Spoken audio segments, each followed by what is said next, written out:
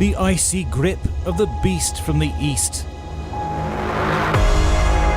A Siberian blast that broke temperature records and cloaked much of the country in deep snow.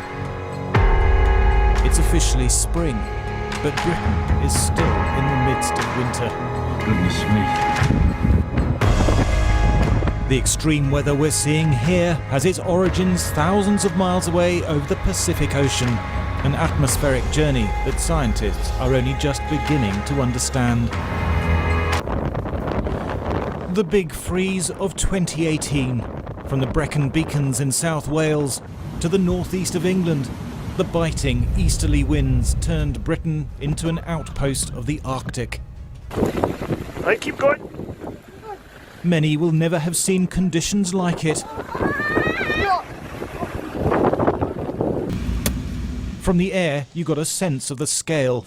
From Scotland to southern England, from the east of England to Ireland, there seems to be virtually no county which is untouched.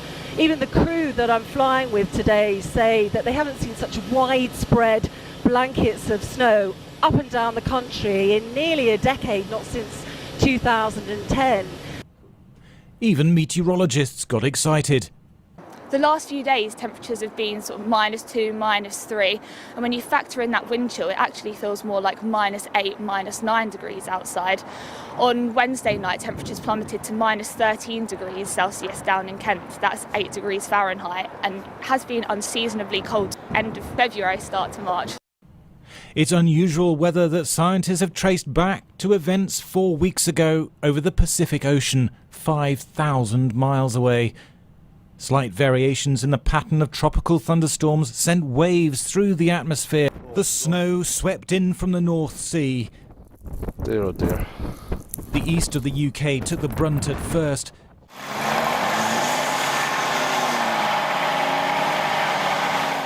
Roads quickly became treacherous.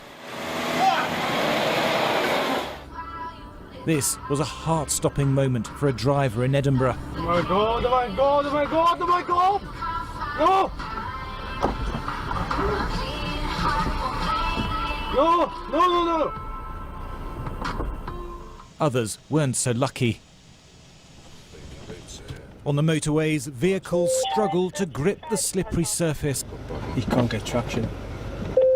First slowing, and then coming to a halt.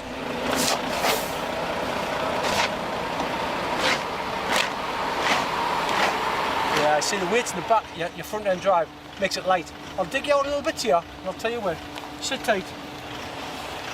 Traffic officers did what they could to dig them out. We passed the van on the hard solar earlier on. It was clear that the hard solar broke down. He was out the vehicle on the phone. Priority was me, anything in live lane. I will be going back to check on him later on to see if he's been recovered. The Met Office issued the first ever red weather warnings, first in Scotland, then on Thursday the southwest, urging people to stay indoors. But the snow came so hard and so fast that hundreds of cars got trapped. On the A303 in Wiltshire, drivers spent the night in their vehicles.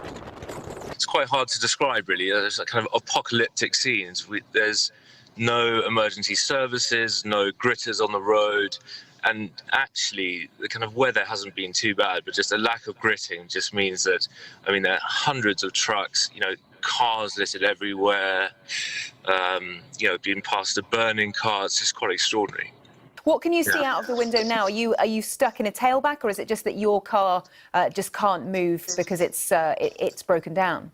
Yeah, so luckily I'm in a 4x4, so we're at the bottom of a hill, and to the left is kind of stacked up with lorries. So there's only kind of really one road to go. So the cars in front of us who don't have 4x4 are getting stuck. So we're confident that we can move forward, but every time we get to a hill, a car in front of us gets stuck. So it's just a real mess. For Highways England, it was chaos. People through the night have abandoned the cars, locked the vehicles and walked off with the keys. Now every single one of those vehicles has to be lifted out of the way before the gritters can get and move further and further up the hill. Trains also struggled as the weather closed in. This London to Bournemouth service got stuck, with passengers given space blankets to keep warm. Happy birthday.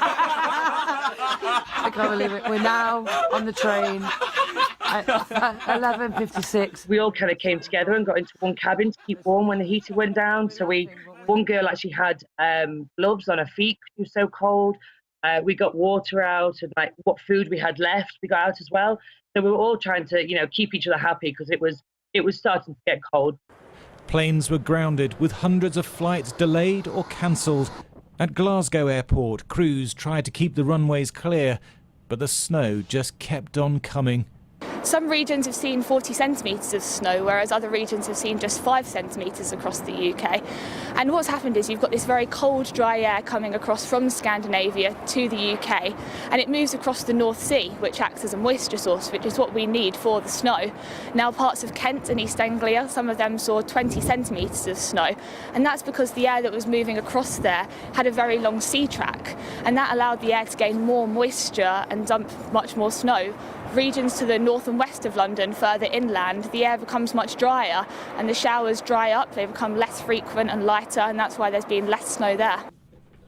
But there was time to enjoy the snow too.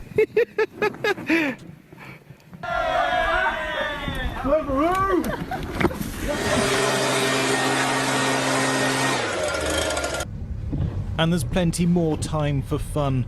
The forecast is for more cold weather, at least into next week. The chill of 2018 has broken records, and it's far from over.